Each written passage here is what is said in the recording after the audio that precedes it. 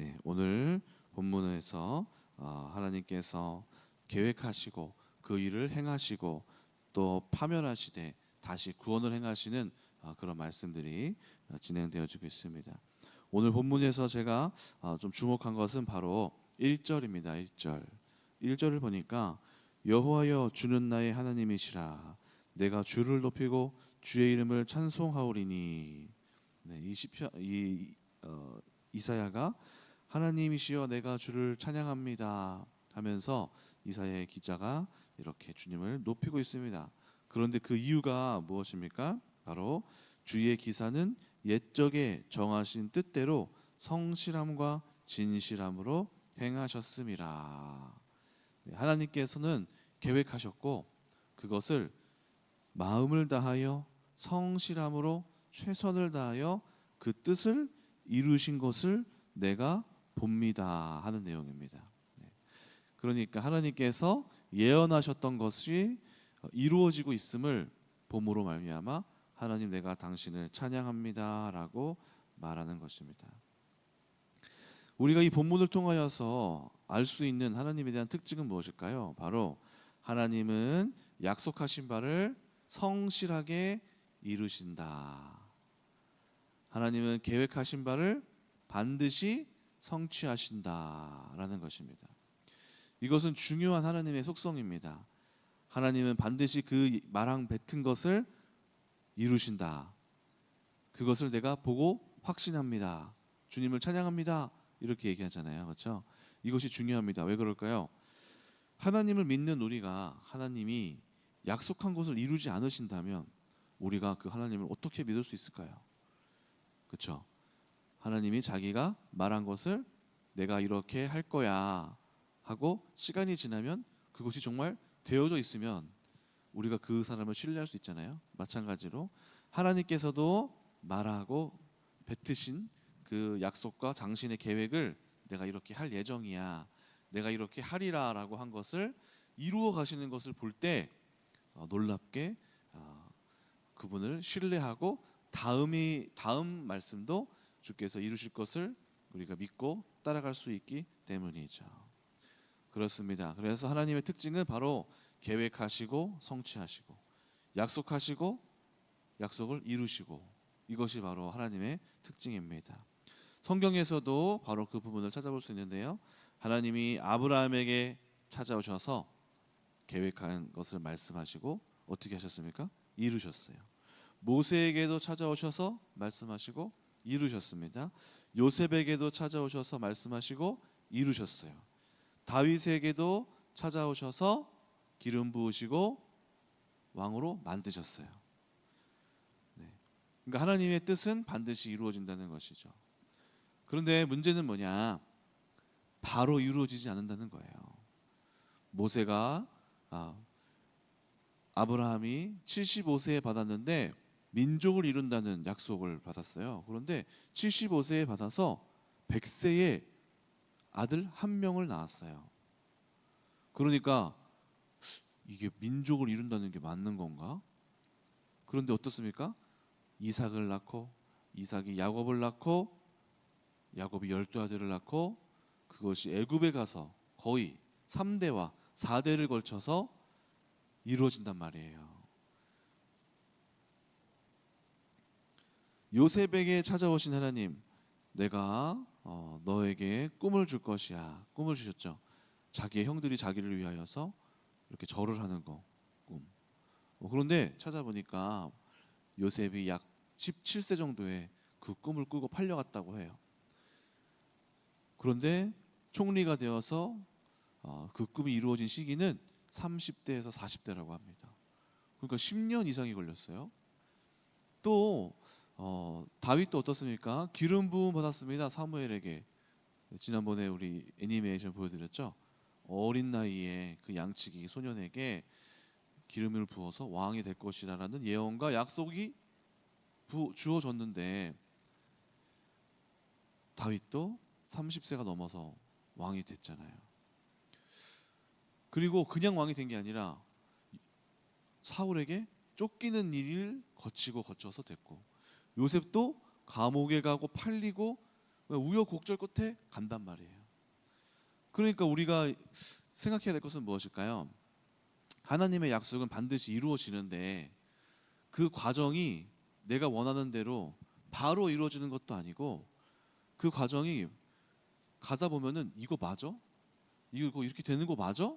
하는 그 험난한 길을 지나면서 이루어진다는 거예요.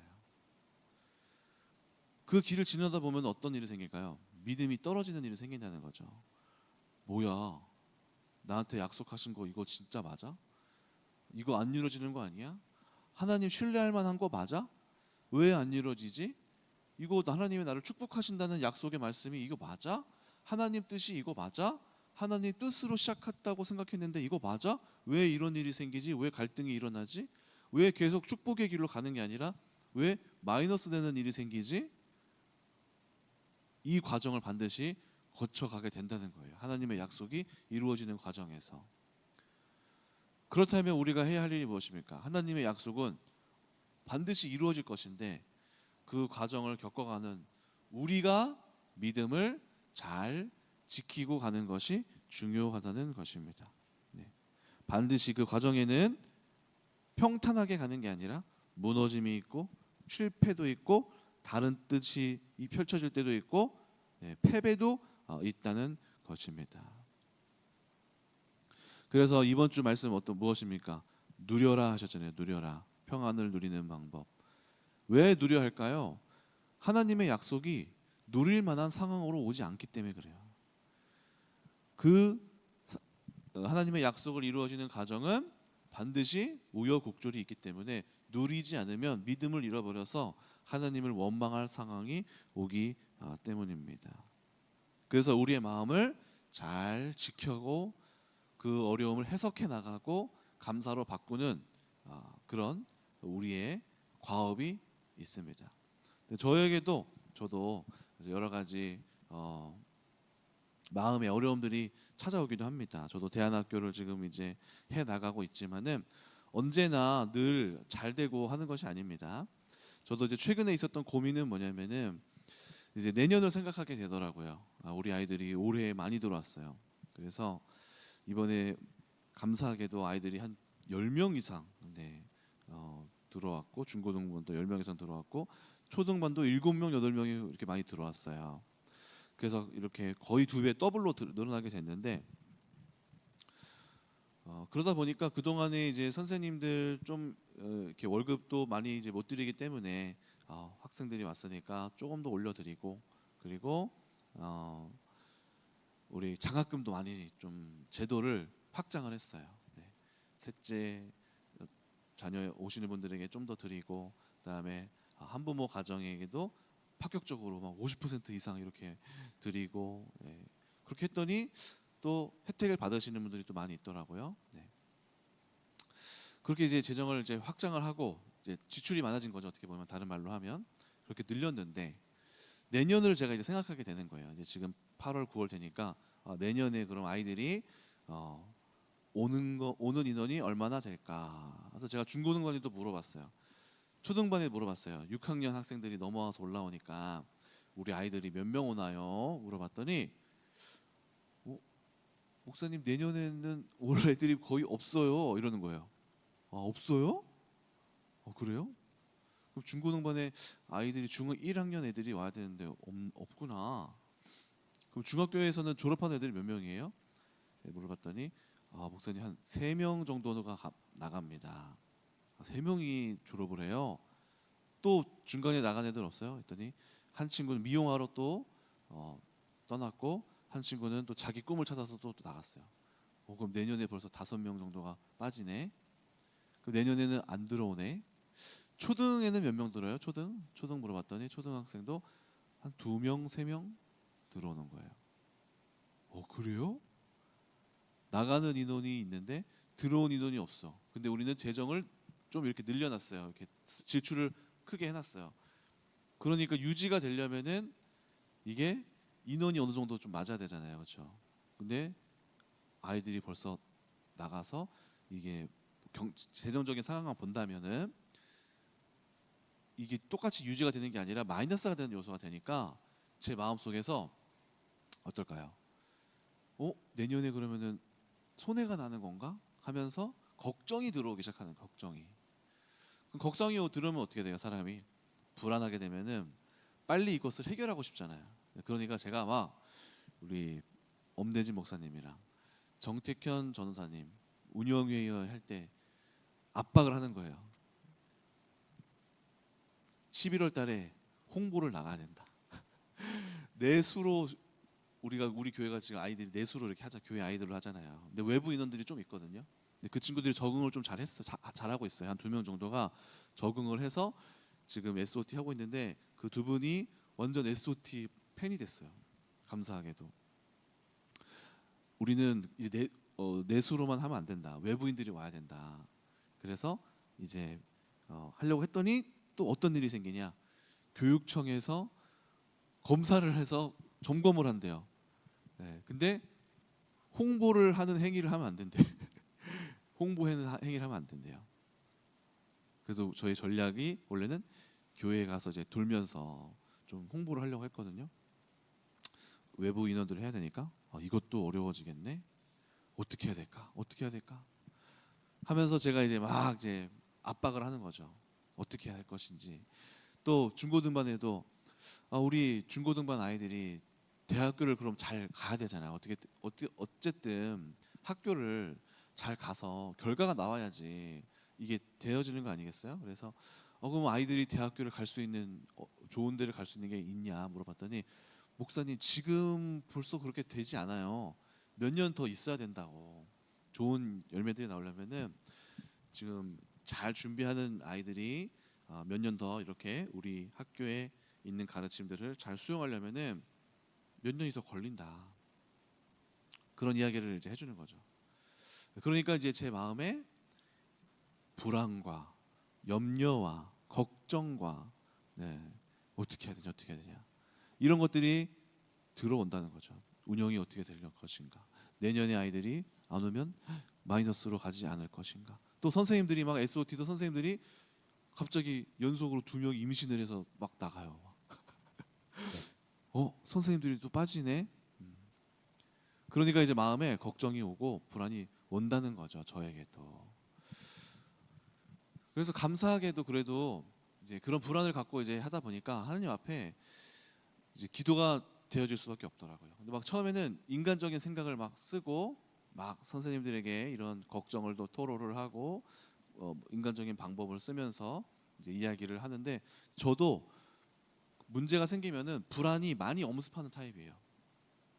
그러니까 긍정적일 때는 긍정적으로 막 가지만은 불안함이 이렇게 다 어느 하나가 해결되지 않는 불안함이 딱 들어오면은 제가 되게 크게 여기거든요. 이걸로 시름시름 불안을 계속 생각해요. 그러니까 어릴 때도 불안함이 많았어요. 불안함이 많고 어떤 안 좋은 일이 딱 닥치면은 그것을 깊이 묵상해요. 그래서 이거를 확장하고 크게 생각하면은 하루하루를 그걸 가지고 이제 시름시름 하는 거야. 잠도 안 와. 근데 이게 어릴 때도 그랬어요. 어릴 때도 뭐 예를 들어서 부모님이 예배 늦게 예배 드리다 보면은 제가 뭐 한 8살, 9살 이제 이주민 단지 살 때 부모님이 늦게 오셨어요. 그러면은 11시, 12시 막 늦게 오실 때가 있거든요. 예배 끝나고. 근데 우리 부모님은 항상 수요 예배 끝나고 10시, 11시 사이에는 오셨어. 근데 안 오시네? 그럼 마음에서 불안이 일어나면서 부모님이 어떻게 됐지? 왜 안 오시지?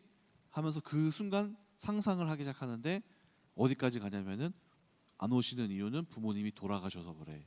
그것까지 가는 거예요. 초등학교 1, 2학년이. 그래서 자는 애들을 깨워가지고 제가 동진아 일어나 엄마 죽었어. 은혜야 일어나 엄마 아빠 죽었어. 그러면 걔들은 죽었어? 이렇게 가는 거예요. 그럼 제가 걔들을 데리고 그 이주민 단지 그 어디입니까? 농협 있는 데 있잖아요. 저기 우체국 있는데 거기 이주민 단지 그쪽에서 저쪽까지 손잡고 그 가구 단지를 뚫고 지나가는 거예요. 거기를 손잡고 엄마 죽었어 하면서 가는 거예요. 그러면 이제 저기서 그 이스타나 옛날에 그레이스 차량 목사님이 그거 끌고 다녔었으니까 저기서 그 차가 와요. 저거 우리 엄마 아빠 차다. 와 살았다. 그러면은 이제 갔다 오면은 사모님이 왜 12시에 애들을 왜 데리고 갔냐고 그냥 뺨때기를 때리셔. 어! 근데 맞으면 코피 나고 막 근데 이제 살았다. 엄마 아빠 살아있네. 근데 그게 그 불안이 성인이 돼서도 그게 이제 있었어요. 성인이 돼서도. 그게 뭐 치유받은 경험이 없으니까 그냥 가지고 가는 거예요.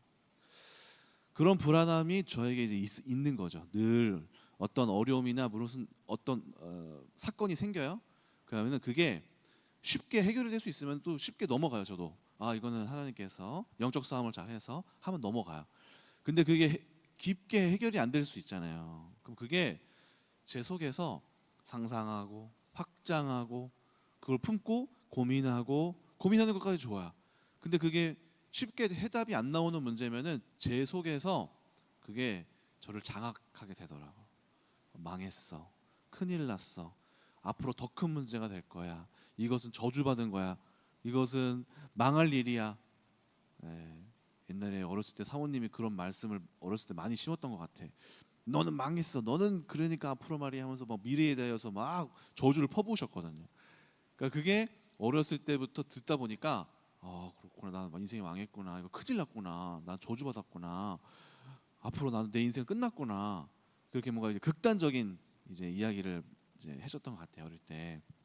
그러다 보니까 그게 이런 일이 해결이 안 되면은 나는 이제 망했구나. 내 인생은 끝났구나.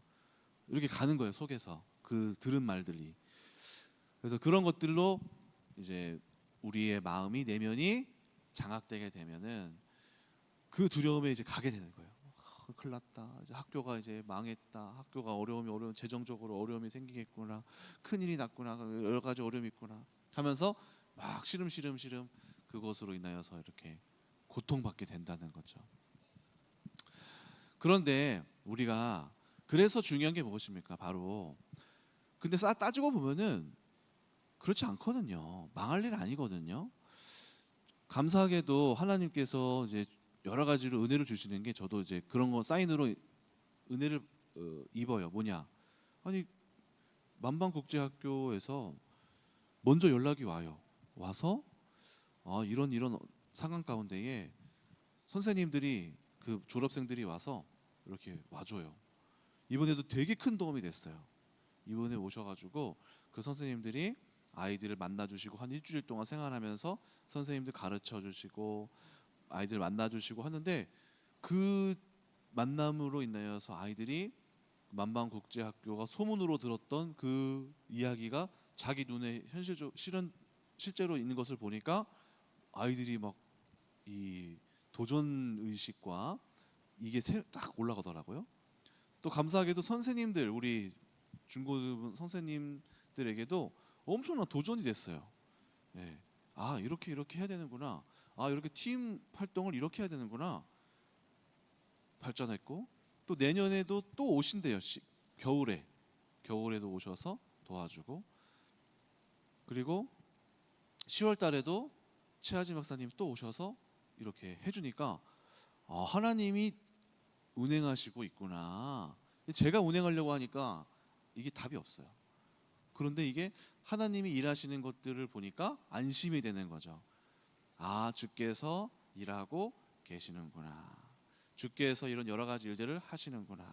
또 선생님들이 하시는 이야기가 뭐냐면은 목사님 근데 내후년에는 엄청 많이 와요. 내년에는 안 오는데 내후년에는 초등학생들 10명 이상 넘게 오고 엄청 많이 와요. 그래서 괜찮아요. 이런 얘기를 해주시더라고요. 그래. 내가 또 근심과 걱정에 또 사로잡혔구나. 또 아이들 많이 변화가 이루어지고 있어요. 중고등반 아이들 특히 많은 변화가 이루어지고 있고 그 안에서 이렇게 지금 성장하다 보면은 목사님 열매가 나올 것 같아요. 이런 이야기들을 이제 또 듣게 하시는 거죠. 그러다 보니까 내가 쓸데없는 걱정과 고민 속에서 내가 왜 마음속이 또 빼앗겼지? 하나님께서 반드시 이 주도권을 가지고 행하실 건데 또 말씀을 묵상하다 보니까 역대하 이제 20장에 또 여호사밧 말씀을 이제 최근에는 또 묵상하면서 한 가지 깨달은 게 있어요. 뭐냐면 여호사밧이 왕이었잖아요. 그런데 그 엔데기 골짜기에 아람 군대가 갈릴리 호수를 건너서 딱 왔다는 소식이 전해졌어요. 이틀이면은 오는 거예요. 예루살렘에 이틀이면 침공을 하게 되는 거예요.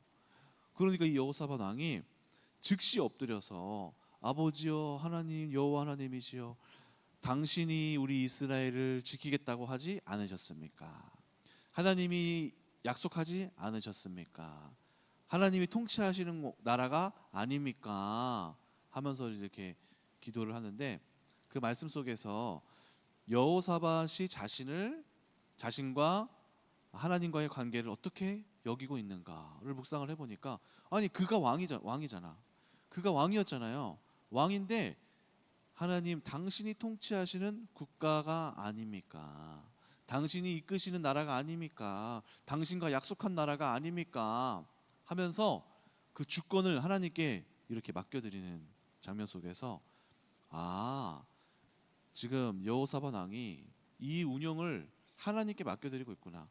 자기가 왕이지만 자기는 왕이 아닌 걸 알고 있었어요. 감투를 쓴 걸 알고 있었어요. 저도 마찬가지로 이거를 내가 운영하는 사람이 아니지. 이 운영은 하나님이 시작하신 일이고 내가 시작한 일이 아니고 하나님이 주권을 갖고 계시고 하나님이 이 상황을 이끌어가고 계시고 주님이 주권자신데 주님이 이것을 이끌어가고 계신데 내가 왜 이거를 뒤집어 써가지고 내가 운영하는 것 마냥 이렇게 생각하고 있었지? 하나님이 운영자이신데 그 주께 맡겨야 되는데 하나님이 시작하신 일인데 하면서 이 사역의 주도권을 제가 쥐고 있었기 때문에 내가 걱정이었구나. 이건 하나님께서 하실 일이신데 하는 걸 또 깨닫게 되더라고요. 그러므로 우리 가운데 해야 할 일이 무엇입니까? 주께서 계획하신 바를 이루어가는 과정에서 하나님은 반드시 그 일을 이루어 가실 건데 그 과정 속에서 우리의 믿음이 연단되어지고 평안함을 누리고 어려운 일이 왔을 때 이것을 하나님 앞에서 영적 싸움을 해나가면서 해석해 나가고 인내해 가고 믿음을 가지고 불신을 품고 있는 게 아니라 하실 일을 품고 이 과정을 인내함으로 잘 보내는 거. 이것이 우리가 해야 할 일이다. 우리가 해야 할 그 믿음의 싸움인 것입니다. 오늘 여러분에게도 하나님께서 여러분들의 삶에 반드시 복된 일로 축복된 일로 약속하신 것을 반드시 행하실 것인데 그것을 이루어가는 과정에서 떨어지는 일이 있고 낙담하는 일이 반드시 이제 있을 거예요. 근데 그 일을 우리가 어떻게 지나가야 할까요? 어떻게 누릴 수 있을까요? 말씀을 붙잡고 마음을 평안하게 누리고 걱정을 벗어버리고 하나님께 모든 것을 맡겨드리며 주님께 내어드리며 이렇게 우리가 이 마음속에서 인내함으로 이 과정을 하나님께서 이루실 것을 쭉 지나가다 보면은 마침내 오늘 1장 1절에서 여호와 하나님 내가 하나님께서 이 행하신 것을 봅니다. 주님께서 성실히 이 계획을 뜻을 이루어 가신 것을 내가 봅니다. 이것은 이 저자가 하나님께서 함께 그 우여곡절을 지나면서 마침내 승리한 것을 경험하게 됐다는 거예요. 마침내 같이 승리했다는 거예요. 중간에 포기하지 않았다는 거예요. 오늘 그렇게 여러분들의 끝까지 하나님과 동행하시면서 그 수고와 고통의 시간들을 잘 견뎌 나가시고 마침내 승리를 맛보게 되시는 여러분들 되시길 주님의 이름으로 축원합니다. 기도하겠습니다.